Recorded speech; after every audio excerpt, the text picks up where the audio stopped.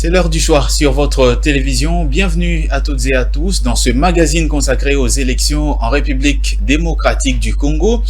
Aujourd'hui, je reçois une candidate à la députation nationale ici à Kinshasa. Il s'agit de Iris Nzolantima. Bienvenue. Merci Patrick. Merci beaucoup d'avoir accepté notre invitation. Avant d'aller plus loin, je vous donne la parole. Qui est Iris Nzolantima pour ceux qui ne vous connaissent pas? Alors, Iris Nzolantima est une jeune femme qui brise plusieurs plafonds de verre en République démocratique du Congo. Je suis entrepreneur social, philanthrope, initiatrice de le projet pilote qu'on appelle Koudiana Kelasi, la toute première cantine scolaire en République démocratique du Congo. Je suis aussi initiatrice du projet Parlons Menstru. C'est le projet qu'on a lancé pour qu'il y ait une gratuité, disons que les serviettes hygiéniques soient subventionnées en RDC. J'ai servi la République en tant qu'assistante de l'ambassadeur itinérant du chef de l'État. Monsieur Dani Banza. Non. Il y en a plusieurs. Il y en a plusieurs, des ambassadeurs. En charge des organisations internationales. J'ai travaillé en tant que conseillère près le coordonnateur de l'agence de lutte contre la corruption. J'étais en charge de la sécurité, de la bonne gouvernance et de la prévention. J'ai travaillé en tant qu'experte à communication numérique du chef de l'État sous la tutelle du directeur de la communication, Eric Nundou. Et donc voilà, avec plusieurs casquettes à la présidence de la République, avec plusieurs casquettes. J'ai aussi servi sur le plan continental en tant que défenseuse de la Charte africaine de la jeunesse auprès de l'Union africaine, sous l'envoyé spécial à la jeunesse pour l'Union africaine. Et donc voilà, avec plusieurs casquettes que nous avons, on a essayé d'apporter notre pierre pour ce changement, cette transformation de la RDC. Cette transformation de la RDC, un bagage assez fourni. J'ai envie de vous poser cette question. Vous êtes candidate inscrite sur la liste de l'UDPS. Investie sur la liste de l'UDPS, bien sûr. Sur la liste de l'UDPS. Exactement. Mais vous avez désisté. Malheureusement. Pourquoi? Ce fait qu'on soit confronté à des réalités politiques au sein du parti. Il y a des personnes, comme on dit, qui sont toujours mal intentionnées et qui ont suscité une fraude à l'interne. J'ai été investie, comme vous avez vu, à la liste du parti par le secrétaire général Augustin Kabouya. Et nous avons commencé la procédure comme tout autre candidat par le dépôt de notre candidature au sein de la fédération de Lukunga. Et après le dépôt de la candidature, normalement, on devrait attendre la publication provisoire des listes par la CENI. De la liste par la CENI. C'est de là que nous avons constaté qu'il y a eu, pas que pour moi, mais aussi pour d'autres candidats. On était à 2 à Lukunga, moi et une autre dame, GG, et d'autres candidats dans les autres circonscriptions qui ont constaté que leur nom avait été... Leur nom ne figurait pas. Exactement, avait été changé. Mais est-ce que ça, ce n'est pas un problème de la CENI? Pourquoi imputer cela au parti? Mais parce que, non. Vous pensez que le parti est allé donner des injonctions à la CENI de retirer une candidature convenablement déposée? Parce que quand vous êtes investi par le parti, la liste du parti se rend à la CENI. Donc la CENI reçoit les 14 candidats de Lukunga pour le compte de l'UDPS Tshisekedi. Donc quand il arrive que lors de la publication provisoire, certaines personnes n'ont pas été reprises, la fraude a commencé quelque part. Donc certains candidats qu'on a mis à la place des autres, il doit y avoir quelqu'un ou des personnes de l'intérieur qui ont facilité cela. Et ensuite, on a fait un recours au niveau de notre CEP et nous avons été rétablis. La CEP a introduit... le CEP est votre parti, l'UDPS. Exactement. Le président de la CEP a introduit pour tous les candidats qui étaient venus se plaindre de ce dossier, avec preuve de la liste du parti, parce que c'est la liste du parti qui compte d'abord avant que nous passons à l'étape des contentieux de la CC. Donc on a été rétabli dans nos droits et la liste finale portait nos noms. Et la liste finale de la CENI. Okay. La liste finale de la CENI portait nos noms. Et on nous a permis de commencer à battre campagne. Donc on a commencé cette campagne, cette aventure, cette très belle aventure où j'ai appris un peu beaucoup plus sur comment ça se passe pour gagner à la députation, c'est qui les électeurs, pourquoi être représentante au sein de l'hémicycle et tout ce qui va avec. Et à ma surprise, à la première semaine de la campagne officielle, c'est là que je découvre que les fraudeurs, comme je les appelle, sont repartis aussi par je ne sais quel moyen, encore aller dans ce contentieux, que j'appelle maintenant contentieux, parce que quand on a déjà dépassé cette étape, tout ce qui se passe après, comme le président a pris le courage de le dénoncer, quand les agents de la CENI demandaient à sa représentante 10 000 francs pour avoir des duplicata. Donc, on a le droit aussi de dénoncer quand ça ne marche pas. Alors, je me retrouve avec un numéro attribué à 2 personnes. Donc, ça veut dire que la première liste porte ton nom. Et puis, il y a une autre personne qui n'était même pas dans la liste du parti, qui, elle aussi, usurpe de ton nom.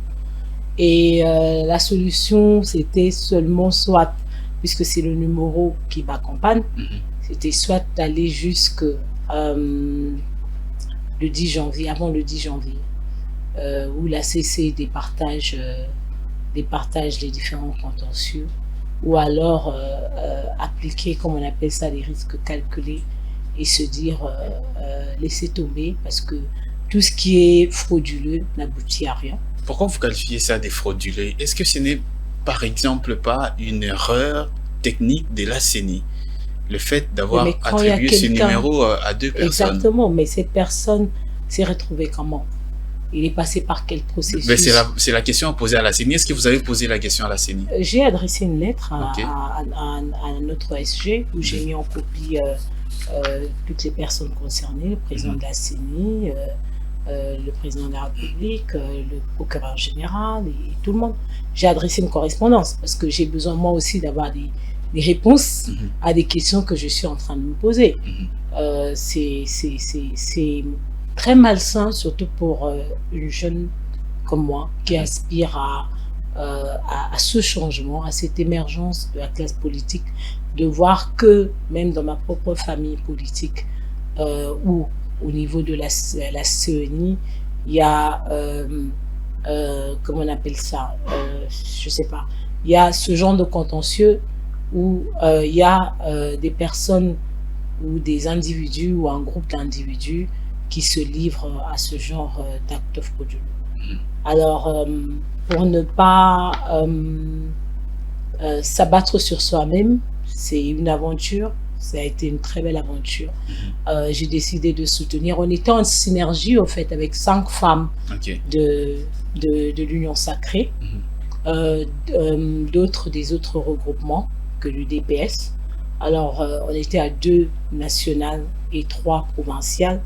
Il y a Madame Yolande qui est à Ngaliema, il y a Madame Josiane aussi à Ngaliema, et Madame Dora qui est à Mongafula en tant que députée provinciale. Et ensuite, on avait j'avais une femme qui est députée nationale à Lukunga, qui s'appelle Madame Joyce Vissi. Elle est au numéro 669, donc à Lukunga, et elle va mieux représenter la jeunesse. Je crois en elle. Donc, si on comprend bien, vous êtes là en train d'appeler vos électeurs. Je demande à tous mes électeurs d'apporter leur voix de ne plus voter pour le 984.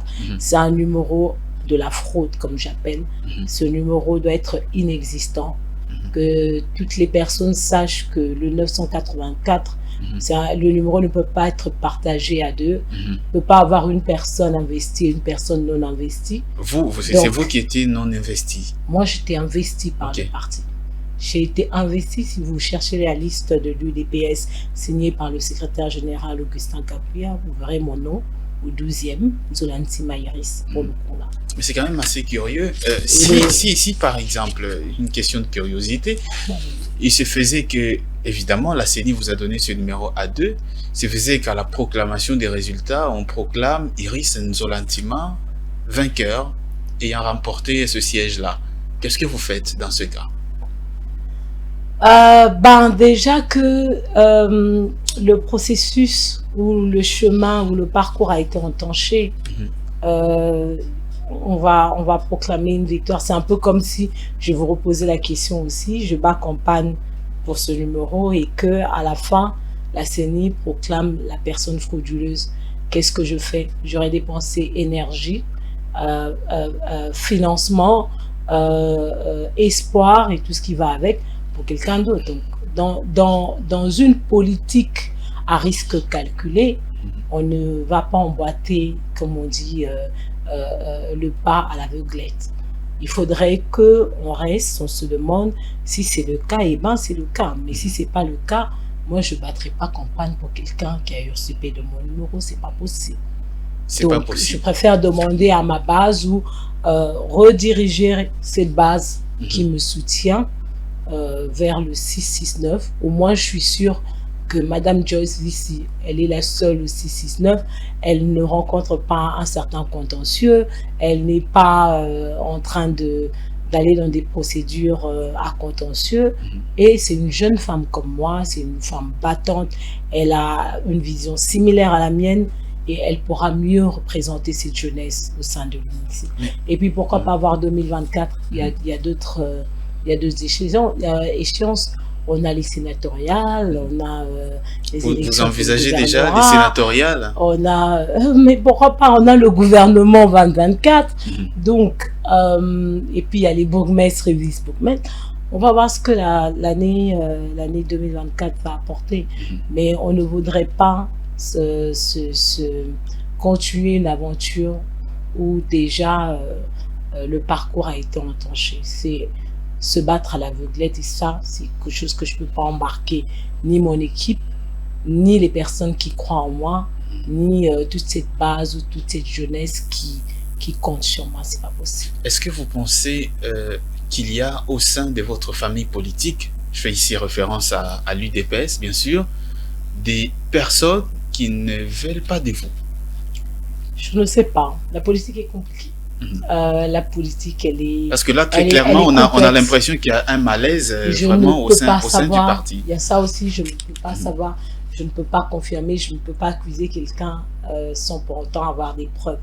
Je ne peux pas... Mais là, les faits les témoignent quand même. Selon les faits, il doit y avoir peut-être un groupe d'individus qui se sont... c'est peut-être pas moi, peut-être que c'est à un autre niveau. Peut-être que moi, je peux penser que c'est moi, mais peut-être que c'est au sein du leadership, peut-être que c'est quelqu'un d'autre. Donc, on ne va mettre les yeux que sur Iris Nzolantima, mais peut-être que derrière, c'est la pyramide, comme on dit, elle est de plusieurs personnes. Et on est passé seulement peut-être par Iris pour atteindre ça, quelqu'un d'autre. Donc voilà, ça, je ne sais pas répondre à ça. Vous ne savez pas répondre à ça. Revenons maintenant à votre vision, parce que en se décidant de se porter candidate aux législatives, vous avez quand même une vision. Exactement. C'est quoi cette vision? J'avais premièrement 2 projets de société. Disons, un projet de société avec 2 propositions de loi que je voulais porter au sein de l'Assemblée nationale. La première, c'était de rendre de me permettre la gratuité des serviettes hygiéniques, j'ai vu comment ça fait un buzz. Sur les réseaux sociaux, on au l'a vu. niveau local, au niveau régional, au niveau... voilà, tout le monde en a parlé. Certaines personnes en ont ri. Parce que les personnes ne comprennent pas exactement la difficulté qu'ont ces femmes qui vivent dans une zone précaire de se procurer un paquet de serviettes hygiéniques. Aujourd'hui, un paquet de serviettes hygiéniques de qualité, vous l'avez au moins à 5 $, plus ou moins. Le moins cher, c'est peut-être 3 000 francs. Alors, quand vous êtes dans une famille, le PIB par individu en RDC est en dessous d'1 $. Donc, quand vous êtes dans une famille qui génère 3 000 francs par jour, il y a des parents qui ramènent que 3 000 francs à la maison. Vous pensez que ce parent va prendre ces 3 000 francs, ne pas acheter une boîte d'épinards ou de légumes qui coûtent 1 500 francs. Vous avez Écolo Moko, il y a Foufou, ils ont 3 000 francs. Ils vont se priver de manger et de prendre cet argent de donner à leur jeune fille qui a ses règles pour s'acheter des bonnes hygiéniques. C'est pas possible. Avant 2023, en 2016, j'ai lancé une fondation qui militait au fait pour l'accès aux serviettes hygiéniques. On a voulu bannir, qu'on nous permette de bannir la taxe sur les produits d'hygiène féminins. Et ça, c'est seulement l'État congolais qui a besoin de le faire, bien sûr au travers d'une loi qui passe par le Parlement, l'Assemblée nationale. Et ensuite la mise en application au sein du gouvernement par le ministère compétent. Donc si, à un moment, je crois que je l'avais proposé à l'honorable Sessanga, j'ai été très attaquée par ces partisans qui n'ont peut-être pas compris l'importance de cette subvention des serviettes hygiéniques. Et après, je me suis dit, bon, si personne ou les personnes sont gênées de porter cette proposition de loi, pourquoi je ne le ferais pas toute seule? Qu'est-ce qui m'empêcherait? Et le président a soutenu le renouvellement de la classe politique, de la jeune femme et de la jeunesse d'abord et de la femme au sein de l'hémicycle. Donc, je me suis lancée dans cette aventure. La deuxième vision. Voilà, deuxième proposition de loi, c'était de rendre possible la cantine scolaire. Depuis 2020 que j'ai lancé ce projet en études. J'ai commencé par des groupes WhatsApp. Si vous suivez mes liens sur Google et tout, vous allez retrouver des photos, des tweets, des posts. Et j'avais été encouragée par plusieurs personnes. Mais après, les moyens à cette époque, on ne l'avait vraiment pas pour mettre en application exactement le projet en soi. Et on s'est décidé cette année d'approfondir le projet avec mon équipe. Et on a travaillé dessus et Dieu merci, on l'a lancé le 30 novembre aux écoles Gamma. C'est 3 écoles, EP1, EP2 et EP3. C'est plus de 1600 élèves entre la première primaire et la 6e primaire. Et on a eu les autorisations et des écoles et des parents. On a été accompagné par la chargée des relations publiques du chef de l'État, Madame Bibiche Kabegnele, pour le lancement du premier projet pilote de la cantine scolaire, qui est d'ailleurs l'une des mesures phares du programme du second quinquennat du président de la République. Exactement, le président de la République. Alors, ça a été une réussite. Je ne vous dis pas comment les enfants ont sauté sur les plats. On s'est vraiment rendu compte qu'il y a des enfants qui ne mangent pas, ni à la récré, peut-être pas à la maison, ou peut-être de moins en moins à la maison. Et ce projet a été embrassé, non seulement par les écoles, mais par les parents ainsi que les enfants.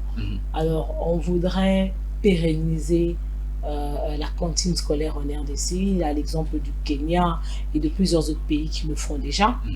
Donc voilà, on s'est dit pourquoi ne pas l'adopter en proposition de loi, l'adopter au sein du Parlement et que ça devienne une obligation d'avoir un budget au sein du gouvernement congolais qui est alloué et aux serviettes hygiéniques et à la cantine scolaire. Donc voilà. Bon, mais maintenant, l'évidence est là, c'est que vous ne serez pas député. En tout cas pour la législature 2023-2028. Qu'est-ce que vous allez faire? Vous allez proposer cela à d'autres députés? Vous avez dit que vous avez proposé à Délice Esanga et ça n'a pas abouti. Est-ce que vous comptez proposer cela à ceux qui seront élus pour faire néanmoins passer ces idées-là, notamment les serviettes hygiéniques gratuits pour les femmes et la cantine scolaire? Déjà, Madame Joyce, qui est candidate, Joyce Lissi, qui est candidate à la députation de Lukunga, que je soutiens, au 669. Donc, elle pourra très bien porter le projet au sein de l'Assemblée nationale. Et déjà que c'est aussi un projet que lui-même, le président de la République, a porté à cœur lors de son 116e conseil de ministres, où il a donné l'aval pour que les projets pilotes soient lancés, pour qu'en 2024, qu'ils soient mis en exécution. Donc je pense que même si moi je ne suis pas députée au sein de l'Assemblée nationale, le président de la République lui-même va s'assurer que les cantines scolaires soient effectives au sein de la République démocratique du Congo. Donc c'est déjà un oui, c'est-à-dire que c'est déjà une idée qui a été très brillante, qui a été acceptée et qui sera mise en exécution, que je sois député ou pas. Il y aura d'autres députés aussi qui vont passer. J'ai des amis qui ont postulé, je leur souhaite de gagner et je sais qu'ils pourront accepter de porter ce projet à cœur et de le faire valider et le mettre en application. Il nous reste quelques minutes seulement avant de terminer cette émission. On va aborder maintenant la question du candidat 20 que vous soutenez d'ailleurs. Est-ce que vous croyez en sa victoire? Je crois en la victoire du président de la République, d'abord parce qu'il est encore président de la République, et du candidat 20, Félix Antoine Tshisekedi, pour ce 20 décembre. Je pense qu'il est la meilleure personne déjà pour garder notre pays uni. Je pense que il a cette volonté, il a ce désir et il a mis en place plusieurs ressources pour que les choses aillent d'un pas vers l'avant et non que nous puissions reculer. Quand on parle vraiment de cette consolidation des acquis, voilà, comme il le dit. Consolider les acquis ou nos acquis, c'est dans le sens de faire de cette République quelque chose de meilleur, quelque chose de plus moderne, quelque chose de plus vivable pour tous et de rendre tout ce qui est de base comme l'électricité, l'accès à l'eau, les infrastructures modernes, l'enseignement de base, la gratuité de l'enseignement, les soins de santé et tout ce qui va avec possible. Parce que nous sommes, personnellement, moi, j'ai grandi, j'ai passé plus de temps en Afrique du Sud et je peux vous dire que l'Afrique du Sud et la RDC, il y a quand même une différence. Mais j'aimerais bien avoir les mêmes avantages qu'un Sud-Africain en Afrique du Sud, voir ces avantages appliqués dans mon pays. Parce qu'en Afrique du Sud, si vous n'êtes pas Sud-Africain et que vous êtes étranger, vous êtes étranger. Donc vous n'avez pas les mêmes avantages, c'est pas discutable. Mais en RDC, on se retrouve qu'on a peut-être moins d'avantages que les Indiens, que les Pakistanais, que toutes ces personnes qui viennent, tous ces étrangers qui viennent dans notre pays. Je pense qu'on peut être en mesure de remettre le Congolais à sa place chez soi, de le faire bénéficier de tout ce qu'il, de ses droits, si je dois dire. Et je pense que la meilleure personne qui puisse le faire, c'est d'abord un Congolais.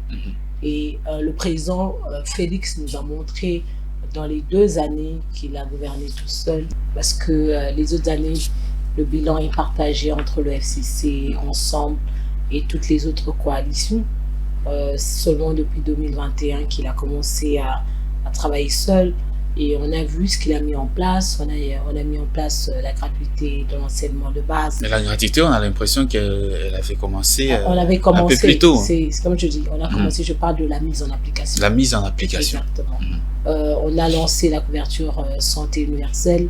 On a lancé le programme, on a mis en application le programme des 145 territoires. Exactement, 145 territoires. Ensuite, les avancées sur la paix et la sécurité avec tous les différents accords que nous avons eus, l'accord de Luanda, l'accord de Nairobi, tout ce qui va avec, les infrastructures. Donc, on aimerait lui accorder, moi j'aimerais bien que la population congolaise lui accorde ce second quinquennat pour le permettre non seulement de continuer ce qu'il a commencé, mais aussi d'améliorer le pouvoir d'achat, de rendre possible les emplois, surtout pour les jeunes et les jeunes diplômés, de mettre en place cette cantine, ce projet des cantines scolaires que je porte à cœur, et plusieurs autres, connecter les provinces, rendre toutes les différentes provinces interconnectées entre elles, mieux encore améliorer nos infrastructures, parce que les infrastructures, ce n'est pas à Kinshasa, il faut aussi voir les provinces de la République démocratique du Congo. Mais surtout en termes de connectivité entre les provinces. Aujourd'hui, il y a une fossée assez importante. Et ce n'est pas en 2 ans qu'on peut réaliser cela. Il faudrait qu'il y ait une continuité de l'État, c'est-à-dire que même après le président Félix-Antoine Tshisekedi en 2028, qu'il y ait la personne qui va continuer et qui va emmener la RDC dans une transformation globale, régionale, internationale. Merci beaucoup Iris Nzolantima d'avoir été avec nous aujourd'hui sur ce plateau des L'Heure du Choix sur Ecofin Télévision. Merci beaucoup Patrick, à vous pour cette opportunité. Merci à vous également de nous avoir suivis. L'Heure du Choix revient demain avec un autre invité sur ce même plateau. À très vite.